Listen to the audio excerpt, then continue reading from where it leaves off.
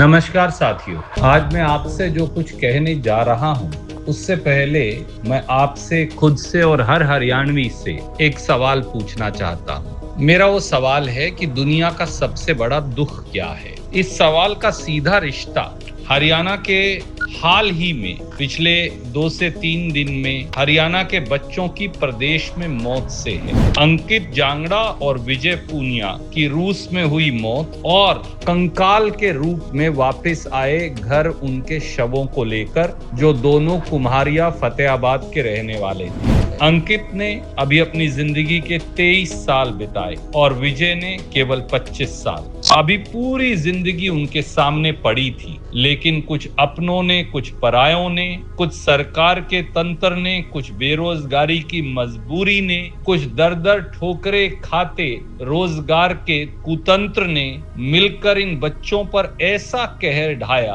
कि हिंदुस्तान से, हरियाणा से हंसते मुस्कुराते प्रदेश चले गए और वापस जब लौटे तो ताबूत में कंकाल की शक्ल में। क्या आप जानते हैं कंकाल का मतलब क्या होता है? वो मुझे आपको अलग से बताने की जरूरत नहीं। और उन दोनों बच्चों का कसूर क्या है, या हरियाणा के उन लाखों बच्चों का कसूर क्या है जो विदेश में दर की ठोकरें खा रहे हैं? किस गुनाह की सजा मिल रही है हमारे युवाओं को? सपने देखने की सजा, जिंदगी में कुछ कर बढ़ने की सजा, 4 पैसे कमाकर माँ बाप और परिवार की सेवा करने की चाह रखने की सजा, रोटी और रोजगार की इच्छा रखने की सजा? क्या कभी सरकार में बैठे हुक्मरान या नायब सैनी जी इस बात को सोचते भी होंगे? मैं कई बार ये सोचता हूँ, क्या बीजेपी के किसी नेता का, कार्यकर्ता का दिल कचोटता भी होगा खुद को? मैं कई बार ये सोचता हूँ। एक आम हिंदुस्तानी बच्चे की तरह ये अंकित और विजय दोनों जिंदगी में कुछ करके 4 पैसे कमाकर अपनी आगे की जिंदगी सजाना संवारना चाहते थे, अपने घर वालों को सुख देना चाहते थे, उनके सपने पूरे करना चाहते थे, लेकिन बदनसीबी उन्हें क्या मिला?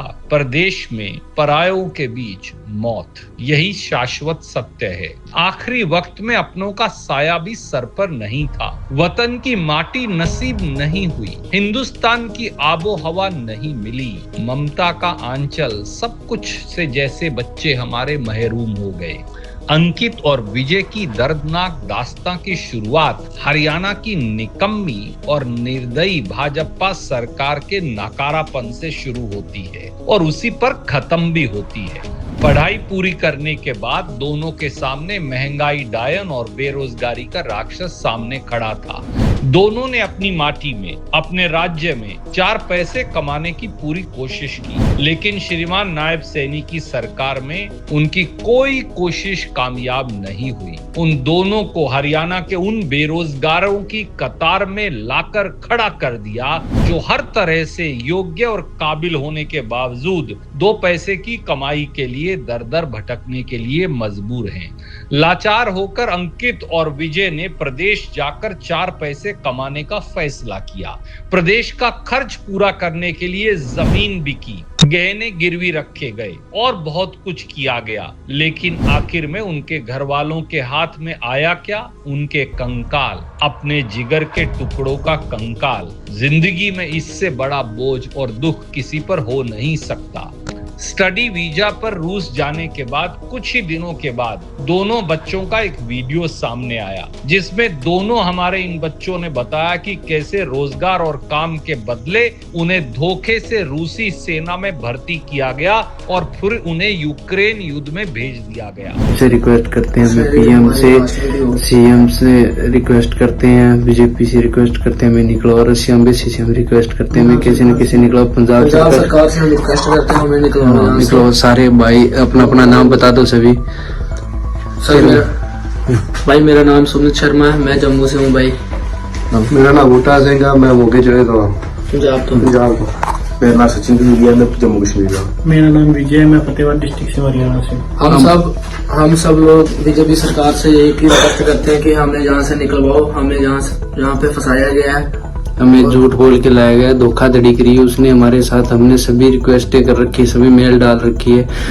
दोनों बच्चों ने डबल इंजन सरकार, हरियाणा और दिल्ली की भाजपा सरकार के नुमाइंदों से लेकर खुद को बचाने की, प्रदेश से सुरक्षित वापस लौटाने की खूब गुहार लगाई। खुद मैंने अपने स्तर पर दोनों बच्चों को बचाने की हर मुमकिन कोशिश की। संसद से लेकर विदेश मंत्रालय और विदेश मंत्री तक रूस यूक्रेन की युद्ध भूमि में फंसे बच्चों का मुद्दा उठाया। लेकिन जिस सरकार के जीवन का एकमात्र लक्ष्य है जात पात का जहर घोलकर केवल चुनाव जीतना और सत्ता सुख भोगना हो, उनकी सेहत और सोच पर हमारे नौजवानों की मौत से क्या फर्क पड़ता है। और ऐसा नहीं है कि अंकित जांगड़ा और विजय पूनिया का मामला इस तरह का इकलौता मामला है। इन दोनों की तरह हरियाणा के अभी और बहुत बच्चे प्रदेश में फंसे हैं। उनकी जान पर भी संकट का बादल मंडरा रहा है। लेकिन हरियाणा की भाजपा सरकार और मुख्यमंत्री नायब सैनी की संवेदनहीनता का अंदाजा आप इसी बात से लगा सकते हैं कि नायब सैनी साहब इस मुद्दे पर जुमलेबाजी तक करने के लिए सामने नहीं आ रहे।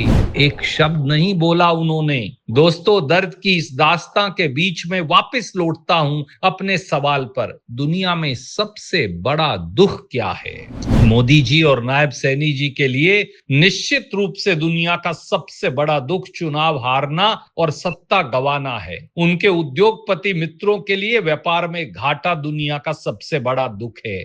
डबल इंजन सरकार के कर्णधारों और उनके कुछ नुमाइंदों के लिए शायद अलग अलग घोटालों के खुलासे दुनिया का दुख हो सकते हैं। लेकिन एक आम हरियाणवी के लिए, एक हिंदुस्तानी के लिए दुनिया का सबसे बड़ा दुख क्या है? मेरे इस सवाल का जवाब तलाशते वक्त उस नौजवान का चेहरा याद रखिएगा जिसे उसके आखिरी वक्त में अपनों का साया भी नसीब नहीं हो पाया।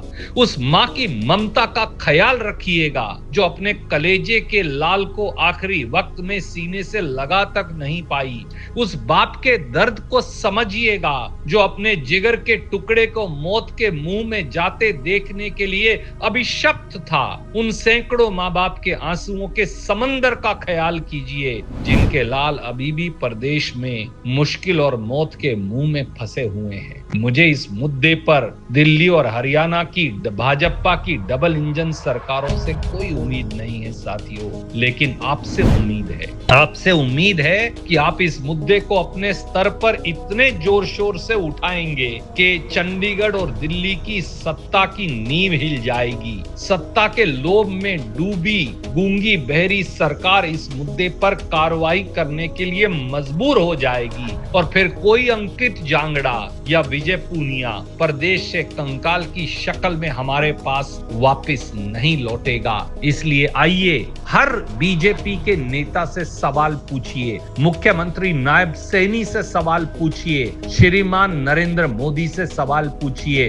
बीजेपी के विधायकों, मंत्रियों, सांसदों से सवाल पूछिए और आवाज इतनी बुलंद करिए कि हमारे बच्चे जो विदेश में हैं उनका भविष्य और घर वापसी कम से कम सुरक्षित हो जाए। यही हरियाणा की और देश की सबसे बड़ी सेवा होगी। जय हिंद, जय हरियाणा, नमस्कार, सबको राम राम।